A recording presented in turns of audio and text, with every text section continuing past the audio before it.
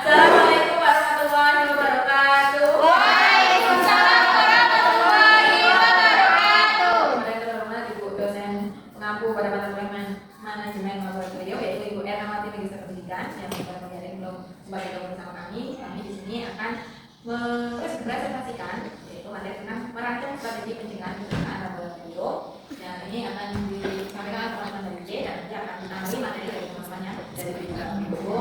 Videonya ini ya sama. Maka materinya akan disampaikan yang dari J ada Mbak Ida dan Mbak Siti, yang dari J ada Mbak Sinta, ada Sia dan Mbak Ida. Kepada yang menyampaikan materi, silakan.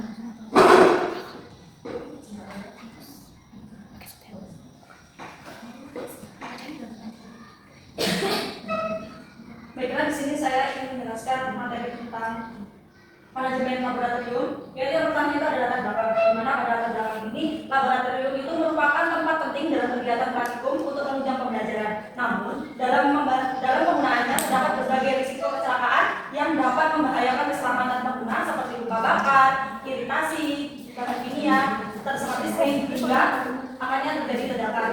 Dalam hal ini, kurangnya kesadaran terhadap keselamatan kerja, kelalaian pengguna, dan juga serta fasilitas keselamatan yang tidak memadai menjadi penyebab utama terjadinya kecelakaan di laboratorium.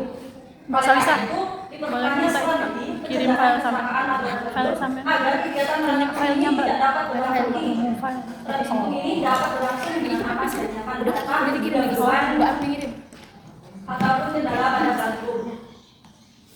Selanjutnya itu adalah pendahuluan, di mana pengertian kecelakaan laboratorium itu sendiri merupakan kejadian tidak terduga yang menyebabkan kerugian, cedera, ataupun kerusakan peralatan yang terjadi saat kegiatan praktikum itu berlangsung. Hal ini memiliki tujuan yaitu untuk pencegahan kecelakaan, yang dimana hal ini dapat melindungi keselamatan pengguna laboratorium, mencegah kerusakan alat, menciptakan lingkungan kerja yang aman, dan juga meminimalisir resiko bahaya, yaitu nantinya akan terjadi kecelakaan ataupun kebakaran pada proses praktikum yang akan dilaksanakan. Kemudian di sini ada faktor-faktor yang dapat menyebabkan kecelakaan laboratorium, yang dimana itu terdiri dari yang pertama itu adalah kelalaian praktikan, yaitu dapat memicu kecelakaan karena tidak berhati-hati. Jadi pada proses praktikum itu kita tidak boleh lalai dalam hal praktikum karena dapat memicu kecelakaan, baik itu kecelakaan besar maupun juga kecelakaan kecil, karena tindakan kita yang semena-mena ataupun tidak berhati-hati dalam praktikum yang dilakukan. Yang kedua itu adalah penggunaan alat tidak sesuai dengan prosedur dapat meningkatkan resiko bahaya. Dalam hal ini praktikum dan juga alat untuk praktikum itu harus sesuai, karena kan tidak etis nih kita mengukur meja tapi menggunakan pengukuran jangka sorong. Seharusnya kan kita mengukurnya dengan ukuran pembaris. Yang ketiga itu adalah kurangnya pengetahuan K3, yang dimana hal ini dapat membuat praktikan tidak sadar akan adanya risiko yang terjadi pada proses praktikum berlangsung. Yang keempat itu fasilitas keselamatan tidak lengkap, yang dimana hal ini dapat menyebabkan atau dapat memperparah dampak kecelakaan yang akan terjadi. Kemudian yang kelima itu penyimpanan bahan kimia, di mana pada penyimpanan bahan kimia ini tidak standar, yang dapat menyebabkan reaksi berbahaya dan kebakaran. Jadi pada laboratorium itu ada aturan dalam menyimpan bahan-bahan kimia, yaitu dalam laboratorium minimal itu ruangannya dingin dan juga ber-AC serta juga harus bersih. Saya karena kerja sudah mau dimulai, jadi silakan dilanjutkan ya. Baik, selanjutnya itu ada prinsip dasar keselamatan, yang dimana pada tiada pengendalian risiko merupakan prinsip keselamatan untuk mengendalikan bahaya dari yang paling efektif hingga yang paling rendah. Dimana ada pun urutan yang dimulai dari satu itu ada edukasi, dua itu ada substitusi, tiga itu ada rekayasa teknik atau engineering kontrol, dan yang keempat untuk kontrol administratif, yang kelima yang terakhir itu ada OPD. Yang dimana pada eliminasi ini merupakan menghilangkan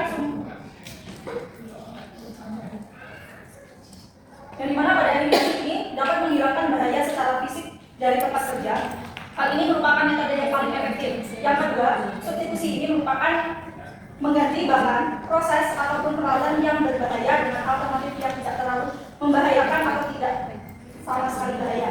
Kemudian yang ketiga itu ada rekayasa teknik, di mana pada rekayasa ini mengisolasi orang dari bahaya dengan menerapkan perubahan fisik pada tempat kerja seperti penggunaan sistem ventilasi ataupun juga memasang portalan.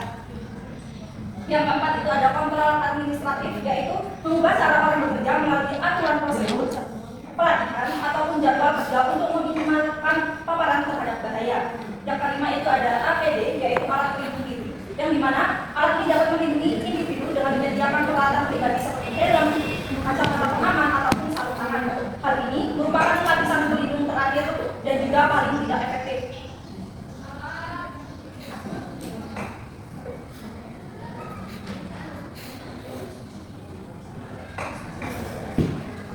Dimana di sini ada beberapa pilar, yaitu pilar yang pertama itu standarisasi prosedur, yang dimana pada standarisasi prosedur ini merupakan dokumen sebagai garis pertahanan pertama yang memiliki fokusnya yaitu untuk menetapkan dan juga mendokumentasikan cara kerja yang aman. Memiliki 3 komponen, yaitu yang pertama standar operasional prosedur atau SOP, yang dimana SOP ini merupakan setiap eksperimen dan risiko wajib memiliki SOP, yaitu membuat langkah kerja dan juga titik kritis keselamatan. Yang kedua itu ada lembar data keselamatan atau SDS, di mana SDS ini setiap bahan kimia harus tersedia dan juga dapat dipahami, berisi informasi bahaya, penanganan yang aman dan juga prosedur daruratnya. Yang ketiga itu adalah prosedur standar darurat, di mana pada prosedur ini tertulis untuk umpahan kebakaran dan juga cedera, di mana berisi skema evakuasi dan juga titik kumpul harus terpasang dengan jelas.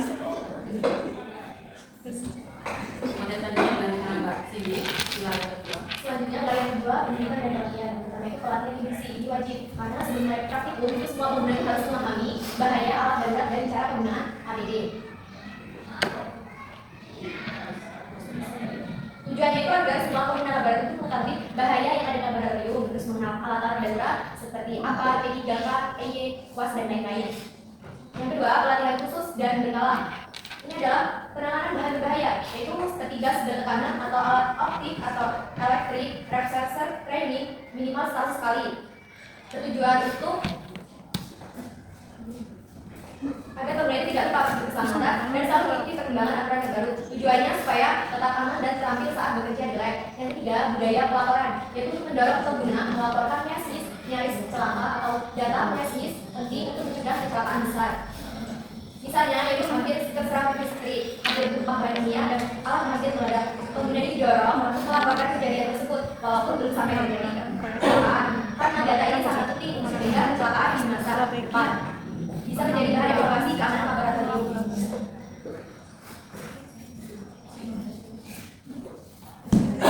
Tiga, kontrol, rekayasa teknik atau teknik kontrol. Yang pertama, kumpul. Yang kedua, pemikiran selanjutnya. Yang ketiga, IS WAS dan security software. Yang keempat, ventilasi baik. Yang kelima, area bebas tindakan. Yang kedua, ada kontrol administratif. Yang pertama itu ada jadwal praktikum. Yang kedua, ada pembatasan akses. Yang ketiga, ada instruksi kerja aman. Yang keempat, batasi penggunaan peralatan. Yang keempat ada alat pelindung diri APD.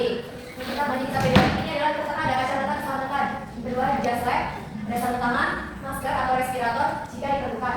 Aturan APD ini dipakai sebelum masuk area lab dan dilepas setelah keluar area lab. Tidak menggunakan APD yang rusak atau kontaminasi. Yang kelima inspeksi, audit dan tindak lanjut. Inspeksi rutin adalah kebersihan dan terapian. Itu harian itu kebersihan dan terapian bulanan fasilitas darurat seperti barang apa, IUS. Yang kedua, audit operation, baik internal maupun eksternal, yaitu untuk menilai kepatuhan SOP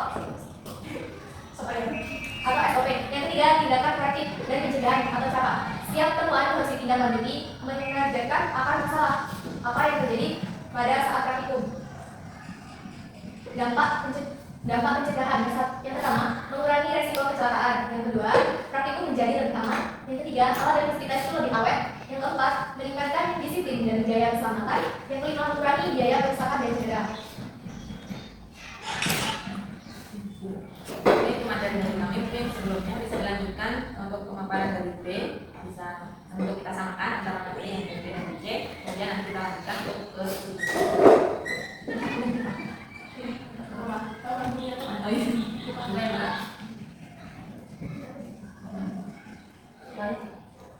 Itu siapa? Desi aja nama. Iya. Ya ini.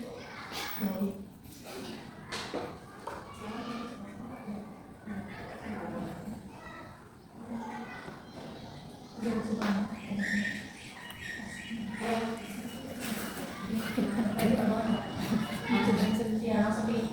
Soalnya kayaknya tadi sekolah lagi bahasa Inggris. Atasnya Mbak. Apa nih atasnya? Oh, nah. Monggo Minister Sinta. Apaan sih? Assalamualaikum warahmatullahi wabarakatuh. Waalaikumsalam warahmatullahi wabarakatuh. Saya telah memberi kesempatan sekali dari kelompok mengatakan teman-teman dari video larangan terjadi pencegahan resiko ular. Ini di sini kita akan bahas identifikasi sumber bahaya. Di dalam laboratorium kita memiliki 4 faktor bahaya yang dapat mempengaruhi ketidakberlangsungan laboratorium. Yang pertama itu ada bahaya fisik. Bahaya fisik ini meliputi kayak serangan listrik, dan kecelakaan dan sebuah listrik. Karena ini adalah bahaya fisik, jadi kayak alat-alat listrik ini merupakan salah satu faktor yang harus kita Identifikasi. yang terbaik itu ada bahaya kimia. Bahaya kimia itu seperti bahan racun, korosif, kemudian ada udara ledak dan perubahan. Nah, bahan kimia ini, oleh karena itu agar tidak muncul bahaya, kita harus menyimpan bahan kimia itu aman. Contohnya itu termasuk bahan kimia yang yang ketiga itu adalah bahaya biologis. Bahaya biologis ini terjadi pada adanya bakteri, virus, ataupun hewan uji yang dapat menginfeksi. Yang keempat adalah faktor manusia. Manusia sendiri menjadi salah satu faktor yang berbahaya karena kita juga ada kurang pemahaman dalam SOP kurangnya kita dalam menggunakan laboratorium dan tidak menggunakan APD. Ya, Mbak.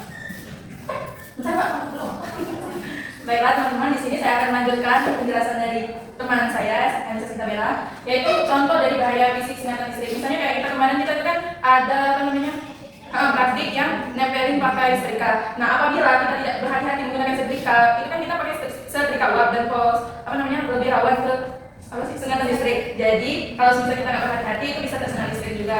Terus bahan kimia, contohnya ferriklorida. Nah, ferriklorida itu bahan racun. Apabila kita tidak berhati-hati, maka ketika kita memegang bahan kimia tersebut lalu kita makan, itu akan berbahaya berdampak pada tubuh kita. Kemudian ada bahaya biologis, bakteri, virus atau hewan uji. Kita kan pernah uji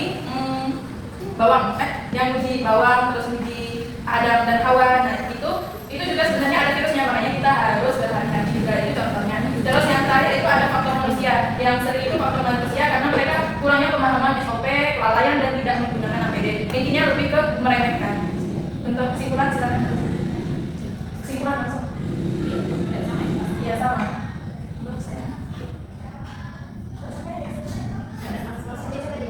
Baik, melanjutkan dari 2 materi yang sudah disampaikan dari 2 kelompok C dan B, kesimpulannya dapat kita pelajari hari ini yaitu pencegahan kecelakaan laboratorium harus dimulai dari proses identifikasi bahaya dan penilaian risiko yang dilakukan secara sistematis agar setiap potensi kecelakaan dapat diketahui sejak awal. Hasil penilaian risiko menjadi dasar penyusunan SOP, penggunaan APD, serta pengaturan fasilitas laboratorium yang aman. Pelatihan keselamatan dan inspeksi rutin juga berperan penting dalam keselamatan dan inspeksi rutin juga berperan penting dalam meningkatkan kesiapsiagaan seluruh pengguna laboratorium. Integrasi seluruh strategi ini terbukti mampu menciptakan laboratorium yang aman, tertib, dan minim kecelakaan. Dan terus diskusi. Baik, mungkin selanjutnya akan berdiskusi. Oke, sama kita lanjutkan dalam diskusi pada materi kan. Terima kasih, sangat luar biasa kita presentasi hanya 1 materi 2 atau 3 orang dan ini sangat luar biasa kita bisa bersama-sama. Maka bagi teman-teman yang ingin menambahi ataupun ingin bertanya, kami persilakan untuk 2 penanya terlebih dahulu. Sebentar, Mbak. Angkat kakinya teman-teman. Mikir dulu, Mbak. Oke, silakan. Bisa nih. Mungkin Apa ya? Gak nyimak. 2 pertanyaan boleh? 1 ya nggak apa-apa kok. dijawab. Enggak tanya juga nggak apa-apa. Nggak apa-apa. Seleksi ya. Berarti udah paham ya teman-teman. Ini kok bau sirih ya, bau. Oh, bau sirih. Oh, berarti baru sih. Baik, kepada Mbak Haru. Baiklah, terima kasih telah memberi saya kesempatan untuk bertanya. Izin bertanya, baju atau alat APD, jaslab itu ya Pak, jaslab yang menurut standar SOP itu seperti apa? Dan pertanyaan yang sangat luar biasa, saya ucapkan kepada Mbak Haru. Sekarang berikan kami waktu untuk menjawab pertanyaan dari Mbak Haru. Jadi teman-teman yang lain yang ingin bertanya juga silakan. Yang Mbak Haru, silakan. Baik, terima kasih. Mbak izin bertanya, dalam konteks laboratorium, berikan 2 contoh spesifik tentang near miss yang tidak melibatkan cedera fisik. kuat atau nervis. Yang tidak melibatkan cedera fisik. Dua contoh spesifik nonis. Nah, yang tadi budaya pelaporan, yang di bagian budaya pelaporan tadi. Cedera fisik. Satu ya. Baiklah, Mbak Aron di sini saya akan membantu menjawab. Just like standar step SOP itu seperti apa? Jadi waktu kita semester 1 kita kan pernah ngadain praktikum. Nah, Mbak Nurul, Mbak Elsa itu kan pakai jas. Nah, seperti gambarannya seperti itulah jas SOP standar. Standar jas SOP jas standar. Jas standar SOP. Kira-kira seperti itu. Kalau misalnya mau lebih detail lagi, boleh lihat di gambarnya, Beb. Gambar jas SOP standar SOP. Allah ibu Beb. Seperti itu. Nah, kurang lebih kayak gini. Ya sama yang waktu yang dipakai Mbak Nurul, waktu kita praktikum. Menggunakan kacamata, menggunakan sarung tangan. Iya, ini jas laboratorium. Kalau nggak salah Mbak Aku juga pernah foto pakai jas itu. Iya. Aku yang fotoin. Kalau mulai ini ada ini terus apa? Ada kacamatanya. Tapi karena kita pendidikan, jarang pakai Pakai ini. mantel. Sebenarnya antara pendidikan, baik itu pendidikan maupun dokter, sebenarnya just step itu seperti ini. Kita harus pakai tubuh, terus pakai masker, pakai kacamata, pakai sarung tangan, pakai sepatu, dan juga pakaian yang panjang. Itu tidak memisahkan antara pendidikan itu nggak harus pakai ini, enggak. Itu sebenarnya aturannya ya harus sama. Karena kan dalam praktikum itu kita tidak tahu resiko apa yang akan terjadi saat kita melakukan praktek di dalam laboratorium. Entah itu nanti kita tersiram oleh zat kimia, itu tidak langsung terkena oleh kulit kita. Jadi itu terkena ke jas maupun sarung tangannya. Jadi tidak langsung terpapar oleh zat-zat yang berbahaya. Ini ada gambar di mana kita ada pakai penutup kepala, yang kedua itu ada pakai kacamata pelindung, kemudian gunakan masker, pakaian mantel atau jas, yang dimana jasnya itu putih dengan lengan panjang dan juga kancingnya itu harus mengancing dengan sempurna, dan juga jasnya itu harus panjang. Kemudian itu kita harus pakai sarung tangan, kemudian pakai sepatu anti slip. Jadi sepatunya itu khusus sepatu untuk melakukan praktikum di laboratorium, karena sepatu yang biasa itu kalau kita terkena barang-barang yang tajam maka itu akan langsung masuk ke kaki kita. Di sini juga ada sepatu yang khusus memang untuk orang-orang yang bekerja di laboratorium, di mana sepatu itu anti slip, yang kalau terjatuh bahan-bahan yang dapat melukai itu tidak langsung tergores. Seperti itu Mbak Arum yang dapat kami jawab. Kami lakukan kurang lebih gambarnya seperti ini. Itu standar untuk pakaian yang digunakan di laboratorium. Pemakaiannya seperti sudah dijelaskan tadi, yaitu dipakai sebelum masuk ke laboratorium dan dilepas setelah keluar dari laboratorium, dan tidak diperkenankan menggunakan pakaian yang sudah rusak atau sudah terkontaminasi. Seperti itu. Bagaimana Mbak Arum? Jawabannya sudah cukup jelas dan juga diberikan juga gambarannya. Terima kasih. Selanjutnya pertanyaan yang kedua akan dijawab oleh saudara Cindy. Dipersilakan. Jadi sebelumnya saya akan memberi pertanyaan dari Mbak Karona. Selanjutnya saya akan menjelaskan contoh teknis, yaitu kejadian yang hampir menyebabkan kecelakaan tetapi tidak sampai menimbulkan cedera fisik. Contoh yang pertama itu sebuah botol bahan kimia itu hampir jatuh dari meja praktikum. Karena kesenggolan pun berhasil ditahan. Terus sebelum tumpah, jika botol tersebut sampai jatuh, maka kan akan bahaya. Pada saat itu kan masih bisa ditangani karena masih bisa dicegah. Itu contoh yang pertama. Contoh yang kedua, terdapat kabel atau alat listrik yang terkelupas dan hampir tersentuh oleh tangan pengguna, namun alat tersebut segera dimatikan sehingga tidak terjadi sunatan listrik. Dari kedua contoh tersebut dapat disimpulkan bahwa herpes ini sangat penting untuk dilaporkan agar kecelakaan yang lebih besar itu dapat dicegah.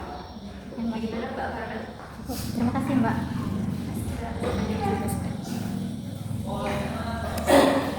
Selesai sudah kita pada pagi hari ini untuk materi yang pertama, yaitu materi tentang merancang strategi pencegahan kecelakaan laboratorium. Ada 2 pertanyaan yang sudah dijawab oleh teman-teman tadi dan juga sudah bisa dipahami oleh penanya. kasih. Tentunya dari kami masih banyak kurangnya, masih banyak salahnya. Kami mohon maaf yang sebesar-besarnya. Dari segi pesan untuk teman-teman, keselamatan adalah fondasi dan pembelajaran dengan jalan yang kita